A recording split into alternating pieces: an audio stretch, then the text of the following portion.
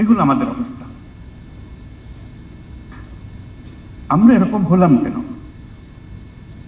এই বাংলাদেশের মানুষটি প্রথমবার বিদেশ যাচ্ছে না, বংশ পরাক্রমে অনুসারে যাচ্ছে, যে কারণে আমরা বিলাতে যেতে পেরেছি, রেস্টুরেন্ট খুলতে পেরেছি, ছেলে মেয়েকে স্কুল কলেজে পাঠাতে পেরেছি, তারা ব্যবসা বাণিজ্যে উপরে উঠেছে, তারা রাজনীতিতে যোগ দিয়েছে, তারা এমপি হয়েছে, তারা মন্ত্রী হয়েছে। জালিয়াতির খবর তো আসলে এত যুগ আগে তারা পারলো, আমরা পারতেছি না কেন? আমাদের ক্ষেত্রে এরকম হচ্ছে কেন? আমাদের তো সুনাম,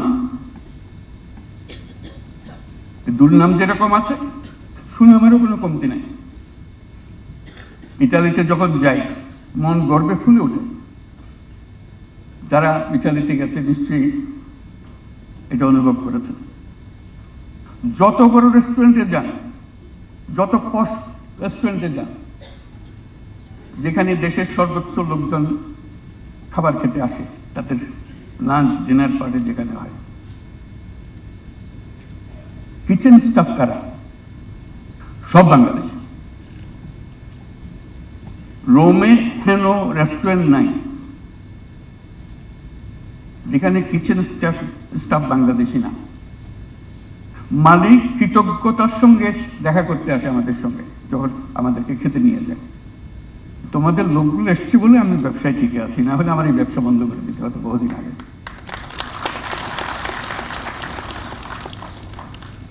আমাকে সম্মান করে দেশের পক্ষ থেকে, প্রতিষ্ঠানের পক্ষ থেকে বড় বড় রেস্টুরেন্টে নিয়ে যায় ডিনার পার্টির জন্য। বসতে না বসতে দেখে নড়াচড়া শুরু হয়ে গেছে লোকজন। তখন বুঝলাম যে বাংলাদেশি আছে এটার মধ্যে, নাহলে এই নড়াচড়া হচ্ছে কেন? একজন আস্তে আস্তে ফিস করে বলে, স্যার খাওয়ার পরে 5টা মিনিট সময় দিয়ে আমাদের। কি ব্যাপার? তো কিচেনে আসতে হবে। কিচেনে যাই, আগাগোড়া বাংলাদেশি। ছবি তোলার জন্য হইচই, কোলাকুলি করার জন্য হইচই, উপরে বাইরে ইটালিয়ান বস রেস্টুরেন্ট। মস্কোর সবচেয়ে বড় ইটালিয়ান রেস্টুরেন্ট, তার স্টাফ হলো, কিচেন স্টাফ হলো সব বাংলাদেশি, এবং সবচেয়ে নাম করা রেস্টুরেন্ট। ফ্রান্সের রেস্টুরেন্ট, প্যারিসের রেস্টুরেন্ট, প্যারিস তো খাবার দাবার জন্য অত বিখ্যাত, তার নিজের খানা। এটা just বাংলাদেশি খাবার না, এটা মনে করেন ওরা বাংলাদেশি খাবারটা আছে না, যে দেশের যে খাবার পছন্দ সেই খাবার খাচ্ছে। ইটালিতে ইটালিয়ান খাবার খাওয়াচ্ছে, they are the best. Bangladeshi chef is the best in preparing their food. আমাদের তো কি, আমাদের স্কিলের তো অভাব নেই, এবং সেটা আমরা এখান থেকে ট্রেনিং দিয়ে দিইনি তারে। সে রাস্তায় সুভিনিয়ার বিক্রি করে করে এটা করেছে, ফাঁকে ফাঁকে রেস্টুরেন্টে কাজ করেছে আর শেফ হয়েছে। শুধু শেফ না, টপ শেফ হয়েছে। বাংলাদেশি, ইংল্যান্ডের কথা তো বাদই দিলাম, হাজার হাজার বাংলাদেশি রেস্টুরেন্ট। স্কিলের কোনো অভাব নেই, তারা তাৎক্ষণিকভাবে সংগ্রহ করতে পারে। গর্ব অনুভব করে যখন আমরা চাই তাদের শুনে দেখা সাক্ষাৎ হয়, কত তাড়াতাড়ি তারা ভাষা আয়ত্ত করে। এখান থেকে ভাষা শিখে যায়, ইটালিয়ান ভাষায় চমৎকার ভাষা। মস্কোতে সেখানে রাশিয়ান ভাষায় কথা বলতেছে, অসুবিধা নেই। তো এগুলো শেখার যে প্রক্রিয়া, মেধা, দুটাই তারা আমরা কেন নিতে পারছি না? এখন আমরা জাপানের কথা বললাম, ইতালির কথা বললাম, এখন প্রায় সব দেশ থেকে আবেদন নিবেদন। পৃথিবীতে তারুণ্যের অভাব, আর আমরা হলাম তারুণ্যের খনি। এটা আমাদের মাথায় ঢুকতেছে না। এটা সোনার খনির চেয়েও বেশি গুরুত্বপূর্ণ। সারা দুনিয়াতে তরুণদের সন্ধানে আছে,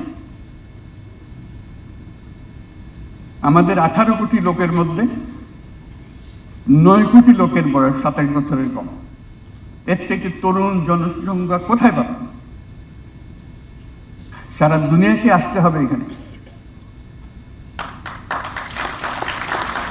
খনি আমাদের হাতে। ওই যে রেয়ার মিনারেল বলে, আমাদের কাছে রেয়ার মিনারেল রয়ে গেছে, এখানে আসতে হবে। কিন্তু আমাদেরকে তৈরি হতে হবে। তৈরি থাকলে যে কোনো জায়গায় যেতে চান তারা সাধ্য সাধনা করে তাদেরকে নিয়ে যাবে। এখন অনুরোধ আছে পোল্যান্ড থেকে, ইস্ট ইউরোপিয়ান কান্ট্রিজ থেকে এসে একটা প্রথম প্রস্তাব হলো আমাদের লোক দরকার, তোমাদের লোক দাও। এটা ক্রমে বাড়বে, কমবে না। ওদের তরুণ কমবে, আমাদের তরুণ বাড়বে। যে সারা দুনিয়া এখন বাংলাদেশের হাতে। যদি আমরা আমাদের এই রাস্তাগুলো সাফ করে ফেলতে পারি, দালালের খপ্পর থেকে আমরা বাঁচতে পারি, আমাদের নিয়ম শৃঙ্খলা আসতে পারে, জালিয়াতিত্বকে বাঁচতে পারে, এটাকে ঠেকানোর কোনো উপায় নাই। কারণ এই রেয়ার মিনারেল তাকে আসতেই হবে, এই খনিজ তাকে খোঁজ নিতেই হবে এবং সেটা সন্ধান করতে হবে। সন্ধান করলে এই খনির গোড়াটায় সেখানে আসতে হবে। এই হলো গোড়া। কাজে আমরা যেটুকু করছি এখন, যেটুকু সাফল্যের কথা আমরা আলোচনা করছি, এটা হলো সামান্য উপরের দিকে খোঁচানো, ভেতরে এখনো ঢুকি নেই। সেটার জন্য সেই প্রস্তুতি জাতি হিসেবে আমাদেরকে নিতে হবে এবং সগৌরবে তারা যাবে। আমরা বলছিলাম যে একটা প্রফেশন শূন্য চলে যাচ্ছে, সিফেয়ারার্স। এটা নেভাল একাডেমি একটা আছে চট্টগ্রামে, মেরিন একাডেমি। সেখানে কয়েকজন পাশ করার সঙ্গে সঙ্গে তার বেশি চলে যায়। তা বললাম যে আরো বেশি করি না কেন?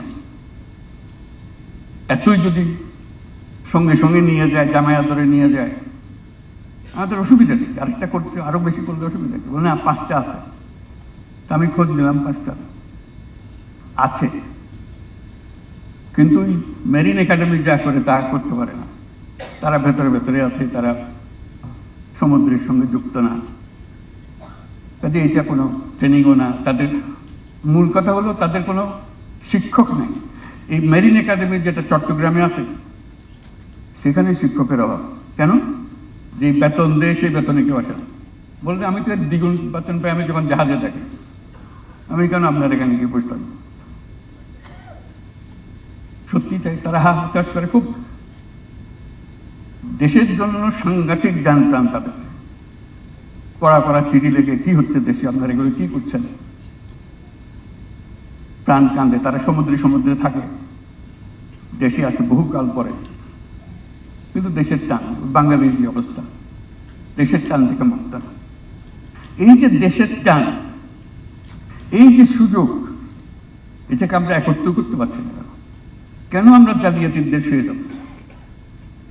কেন আমরা সুশৃঙ্খলভাবে কাজটা করতে পারি না? সেটি হলো চ্যালেঞ্জ। এটা তো টাকার বিষয় না, এটা সিস্টেমের বিষয়। টাকা আপনি যতই ঢালেন কি আসে যায়।